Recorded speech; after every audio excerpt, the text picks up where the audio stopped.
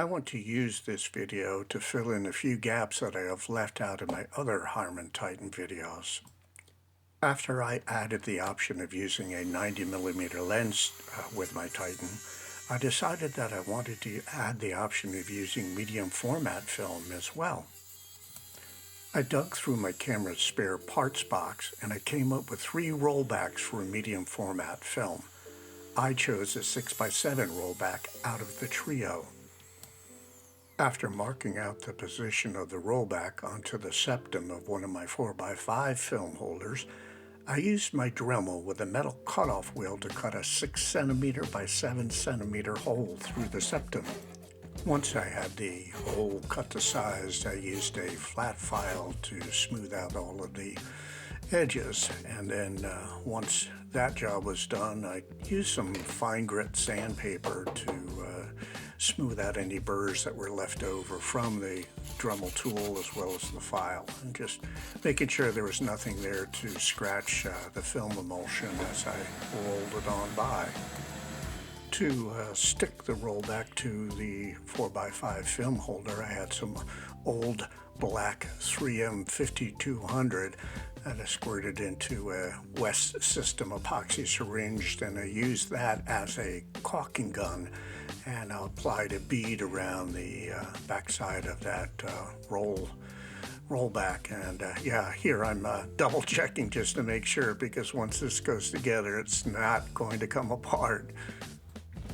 Once I was happy with how the rollback went onto the film holder, I weighed it down with some lead, and I actually left it for about a week. And here you go. Here's the finished rollback modification to my Harman Titan pinhole camera. So now I can use medium format as well as 4x5 large format. Now let's take a look at some of the photos.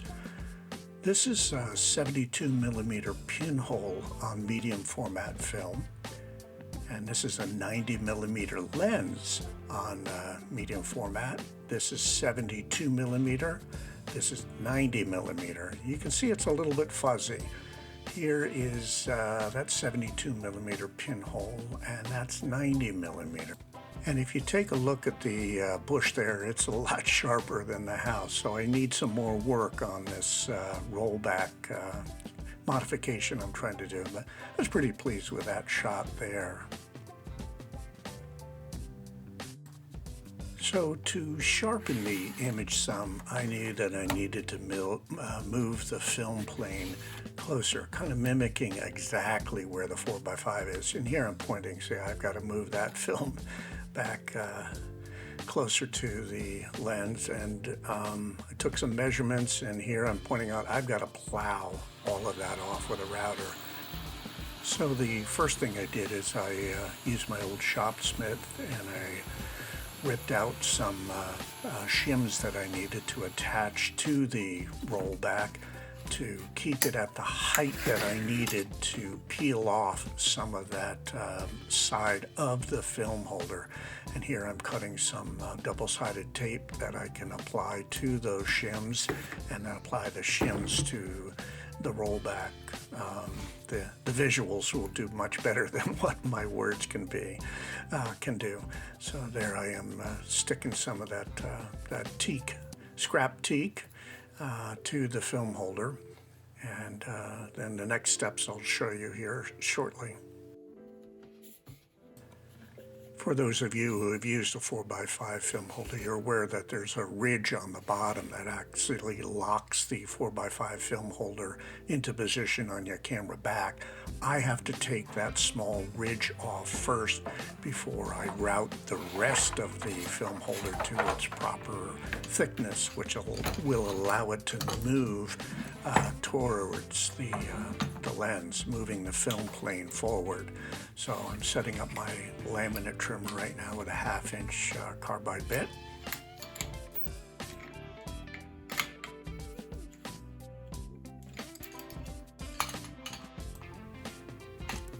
And dropping the router back into my homemade router table, and getting ready to do the first cuts. And so here I'm bringing up the router bit. It's a little bit high right now, so I'm lowering it down. So all I want to do is to remove the ridge on the on this side of the film holder.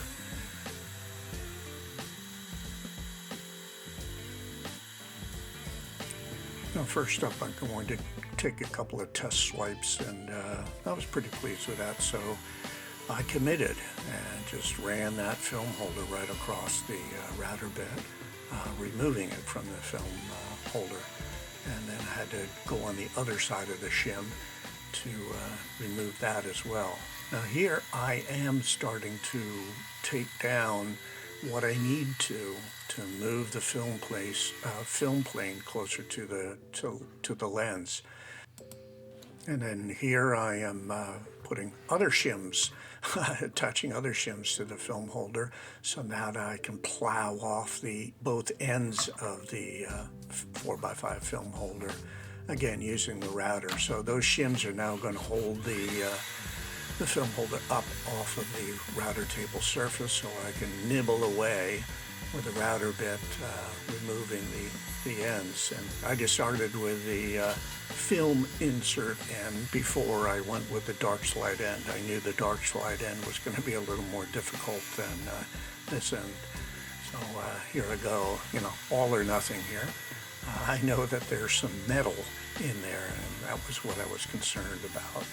And you can see here I'm pulling off the dark slide, and there's the fabric, and underneath that fabric is kind of a brass spring, and that brass spring will pop open or close depending how you want to look at it to keep light out.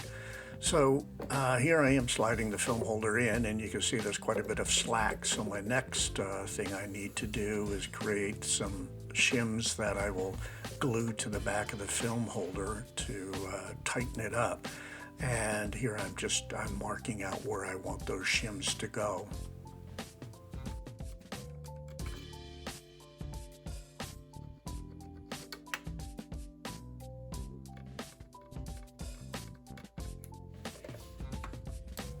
And I'm just measuring the thickness of the film holder right now, and I'll add the thickness that I need to the film holder I modified to tighten up that film holder. So I'm ripping out some more stock to create the shims that I need that'll slide between the spring on the back of the Harman Titan and the film holder, wedging it forward to the proper place.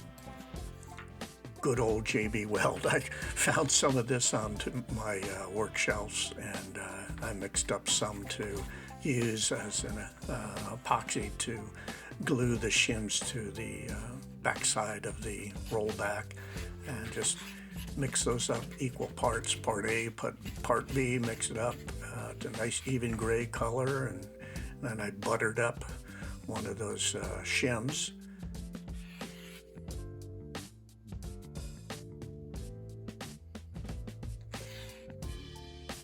And then once it was buttered up, I stuck it onto the film holder right between the pencil marks that you saw me make just a little while ago, and grabbed some spring clamps to hold that shim into place. And once I got one side done, I did the same thing to the other side, and then just let it sit overnight and let the epoxy cure.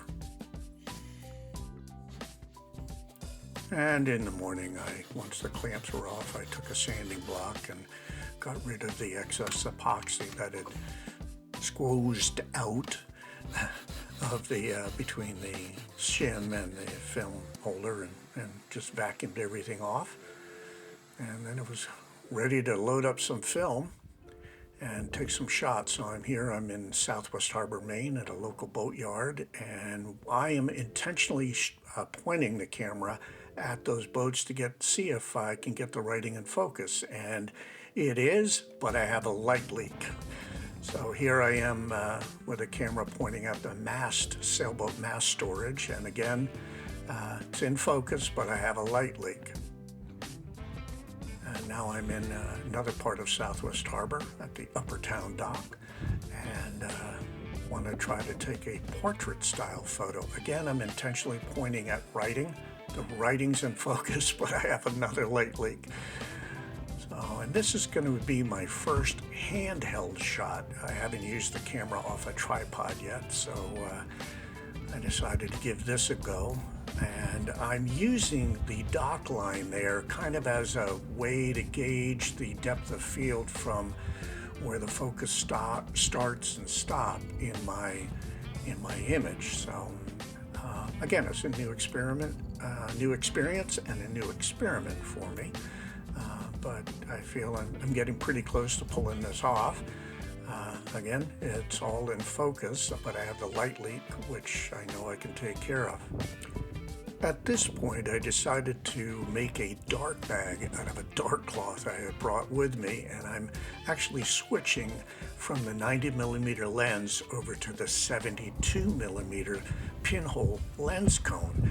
And so I've shot 5 images with the 90mm, and now I'm going to shoot 5 images with the pinhole. And you know, trying to work with one hand here, and by now I'm getting pretty cold. It is February, so crank the film advance lever over one shot, and there you go. And you can see the light leak where it's in the lower left-hand side, and then up on the top too. And this will be the last shot I'll share here of the dock line and the cleat, and yeah, quite obvious light leak. So what I did was, after I got back home, is I removed all of the light seals from the camera, the rollback. I know that the light leak was in the hinged area, but I figured I might as well just replace them all. So I'm cutting on a strip of some of the light seal foam I had on hand. Then using a bamboo skewer, I jammed that light seal material down into the grooves around the film back and set the cassette into the rollback, and seemed to fit fine. So it's time to load up some film and head back out again for another test to see how I made out. So now I'm in the town of Winter Harbor, Maine, on the coast of Maine, and I'm getting ready to do, I guess it's my 3rd test shoot with this modification, see if I can work all the bugs out. And because it was a bright sunny day, I added a yellow, or maybe it's an orange, no, it's a yellow cheap filter, and wanted to take a shot of this church. Looked great, except for I got new light leaks, and I know exactly where they're coming from, and I'll explain that in a minute. This is one of the summer homes, summer cottages as they're referred to in our area, and I like the number on the rock wall, came out nice and clean. And here's a neighboring summer cottage just down the road. And now I drove over to Birch Harbor, Maine, to take a few shots there, and the quintessential fishing village on the coast of Maine. This is just such a beautiful spot, and a lot of imagery to take photographs of.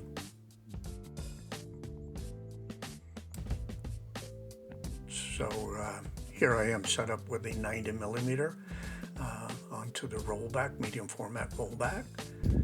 And then I decided to switch over to the 72mm pinhole again and take some shots with that. I know the 90mm works, and I just wanted to, and I know where the light leaks came from, so I just wanted to finish up this roll of film. And again, yeah, it's just such a beautiful, beautiful spot. This is some, it'd be lobster warp. It's the line that they pull the lobster traps up with. And I was pretty pleased with that. Pretty amazing what a pinhole camera can do. And then there was an old lobster trap that was washed up on the shoreline, and I thought it'd be kind of fun to take a picture of that as well. So that's what I captured there. Once back home, I wanted to develop that film. I will be doing a video here in the future of my film changing box that I've made, and also an updated video on my use of Caffenol. and also my scanning technique as well. I use my Canon 6D DSLR to scan negatives, and I have a kind of a unique system that I haven't seen other people use in their DSLR scanning. So this is just the coolest camera. I've got a 150 millimeter pinhole lens cone. I have a 110 millimeter pinhole lens cone. I have a 72 millimeter lens cone, pinhole lens cone. I have a 90 millimeter Super Agilon f8 lens I can use with this, and then on the back side I can use all of those lenses, the lens and the lens cones, with 4x5 large format film. I can also use my medium format rollback with it. And what I'm going to end up doing is, I mentioned I wanted to show you, see how flexible that film back is? So that's where the current light leaks are coming through. And as I have used the film advance, it torques that film back and lets light in. So I'm going to make a proper film back out of some scrap cherry I have here, and it'll be much more rigid. I also have made the decision that I'm going to switch over to using my 6x9 rollback, and this also has a knob instead of a film advance lever, so there's less torquing on the film back itself that I'll be building. And let's see here, where I'm talking about, I have to add a ridge also. Here I'm showing that there's a recess there for the ridge of the film holder to snap into, and it acts like a light seal. And in using the film back I modified, there's nothing there. And so this just slides in and slides out too easily, lets light in. And when I see how that slides out of there, I had to be careful of so much while I was trying to shoot this. And I'd rather pay attention to the photography that I'm doing and not the gear. So I've got some old gas welding wire, oxyacetylene wire, that I'll probably try to fit into that groove and gluing it, epoxying it to the actual film back I made. And the last vital thing I need to do is incorporate the dark slide. That just makes the flexibility of changing from a lens cone to a lens much easier to do. So anyway, this is just the coolest camera. I think it's 4 cameras in one if you count the 3 pinhole lens cones, as well as the 90 millimeter lens, and then you add medium format and large format film to it. You can just do so much. It's fairly lightweight, fairly indestructible. Carry it in a small bag, and yeah, it's becoming my favorite camera. So I'll be sharing a few videos here in the near future about the film changing box, calf and all, how I developed the film, but hopefully this will inspire others to get out and do some photography.